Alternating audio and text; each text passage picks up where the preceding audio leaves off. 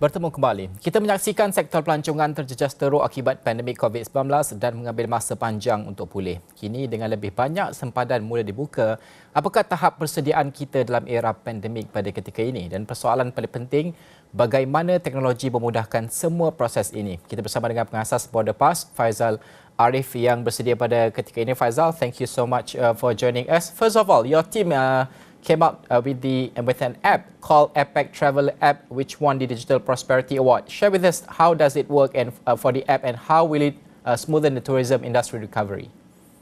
Sure. So basically, APEC's team this year is getting people moving again. And although there are about 2 billion fully vaccinated people in APEC, many of them also have their own versions of MySejahtera, as in Malaysia, or Trace Together in Singapore, for vaccination records and testing. So some vaccination testing records are still pen and paper, right? So the challenge is ensuring that the destination country is aware of these different standards, recognizes them, and that's really where APEC can act as an intermediary to facilitate that information exchange. So the app uses very simple QR codes where there's a certifying authority in each country that can verify that a person has been vaccinated and tested as per the destination's requirements. And, we match the identity documents according to, whatever's presented using facial recognition. So that's pretty critical for us because, at least in Malaysia, it's something like 15% of our pre-pandemic GDP, right? And if you look at the 700,000 or so unemployed Malaysians, a big chunk of them would come from the hospitality and travel industry. So we really need to get people moving again. And also, Faisal, the ambition here is not just about the app, about traveling, but the ambition here is to automate the APEC lane, which currently runs pretty much manual. How has it been so far, and how has APEC seen the ideas? We put up a proposal to APEC in Singapore. Basically, we'd like to automate the APEC lane, which, as you pointed out, is currently manual, and you have to apply for this APEC business traveler card. Only 150,000 cardholders worldwide as of 2014. So a very privileged group that can get the card. But if we were to sort of like broaden it a little bit and allow APEC tourists and business travelers to get in, then it could possibly have a bigger impact. Now, if you couple that with an app and the automated gate, that's precisely what APEC has been asking for in their own 2014 report, saying that we need to modernize and automate our own APEC lanes, right? So that's that. But, in terms of how it's going, it's been tough because we've been around for a while. Borderpass was founded in 2014. We actually built the world's first immigration auto gate that has contactless fingerprinting and facial recognition, installed it at KLIA 2 in 2016. We won 7 international awards for innovation, technology, etc. But the government shut us down after the 2018 election, giving us 48 hours notice. And we've been telling them that, we can actually make a contribution here. We've got a technology, able to help facilitate safe immigration and border control. But it's been tough. We're part of the National Technology and Innovation Sandbox from MOSTI. They've been writing to us, writing on our behalf to the Ministry of Home Affairs, etc.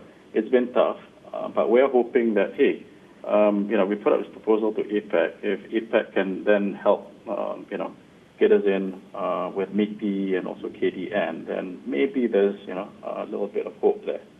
So I ramble, sorry about that.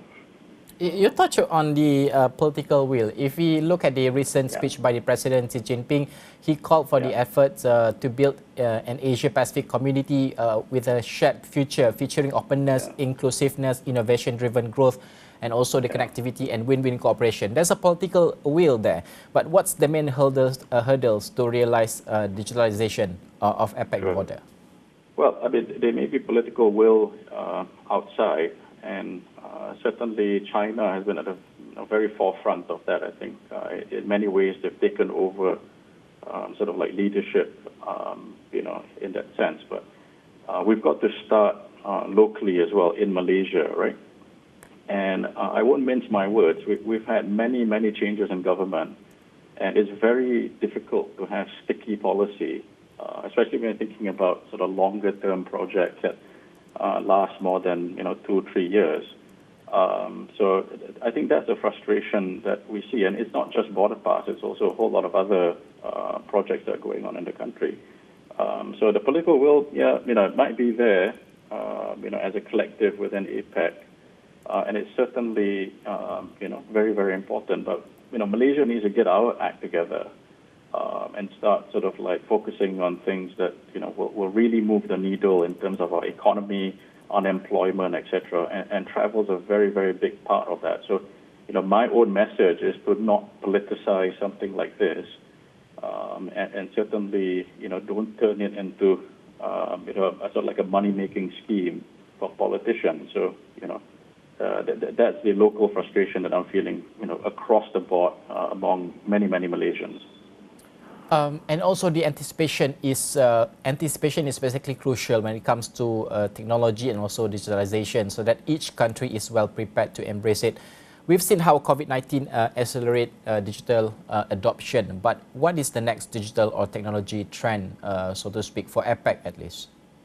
Sure. I mean, I'm biased as heck, but APEC's team, to be fair, is also getting people moving again. So, Najib, if you think about it, right, like, of all the industries in the world, border control is the last one to be really revolutionized by technology. It's still lagging behind. I mean, some countries still use pen and paper immigration forms, right? And certainly when you think about the amount of information that has to be sort of conveyed, during the pandemic, etc., over and above immigration information, I think travel is really ripe for some sort of revolution.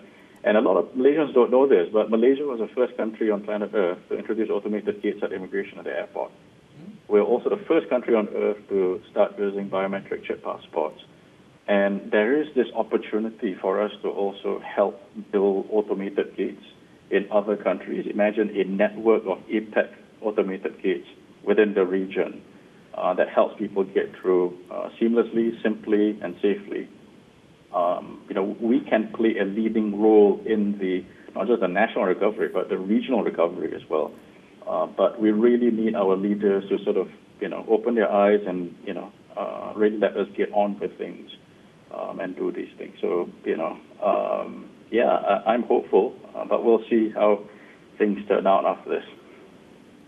And also, Faisal, APEC is an economic cooperation which consists of countries with different background, and in this context, maybe different infrastructures, bandwidth, mobile penetration. Maybe will this become a main challenge for digitalization for APEC? That used to be a big thing maybe about 10 years ago. But, if you take a look at the numbers in terms of 4G adoption, 5G plans, etc., Malaysia is kind of like lagging behind now.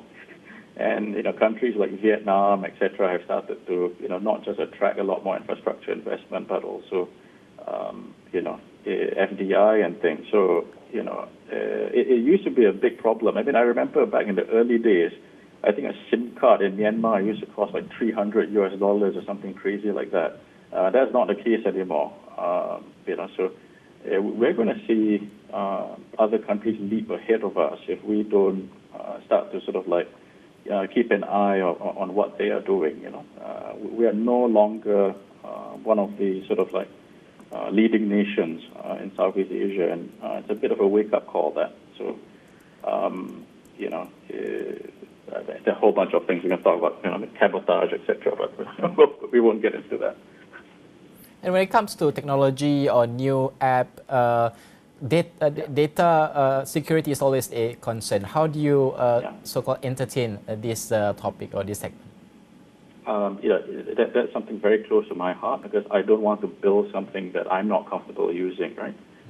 So we've made it very clear that, right from the start, that users own their own data. We're just custodians of it, and we send it, with their consent. So no sort of like creepy WhatsApp, Facebook, Google sort of marketing things that we want to do with that. But in the end, I think that's the most important bit. You can have all kinds of security measures, but if the intention is already not quite right, then things get more difficult. But companies like Apple have been at the forefront of this. We are great admirers of what they do with privacy and security, etc. And that's a model, that's a standard that we try to emulate basically whenever we do things. For this kind of app right now, it's focusing more into APEC, but is there any planned expansion for the expansion outside of APEC? I know APEC consists a large chunk of the economy of the world, but outside of APEC, is there any plan in the future? Yeah, I mean, baby steps, right? If you look at the APEC Business Traveler Card, it started with, I think, about 2 or 3 countries. I think it was South Korea, Australia, and I think it was Thailand. And then now, this are like slowly expanded over. So these things don't happen overnight, right? And if you take a look at the APEC footprint, there's a pretty good overlap with ASEAN as well, right?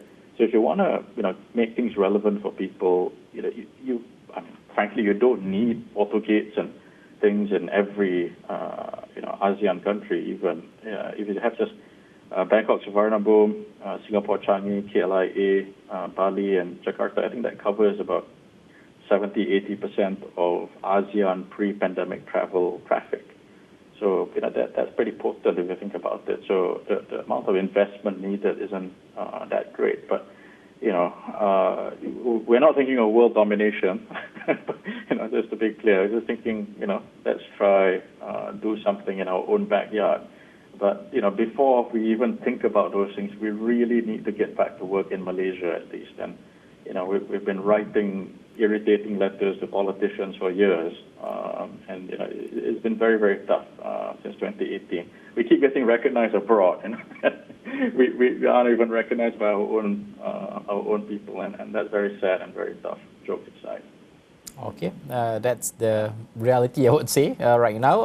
Let's just hope the politician or the power that be, listens to this kind of innovation and all that. Thank you so much, Faisal Ariff, for spending time with us. Thanks for the interview. Thank you so much. And good luck for the APEC Travelers app. Itu bagaimana untuk kita melihat bagaimana perkembangan pemulihan pasca pandemik COVID-19. Itu akan kami rangkumkan di laman web kami astro.com. Sekian saja Niaga AWANI. Saya Najib Arif. Assalamualaikum. Salam hormat.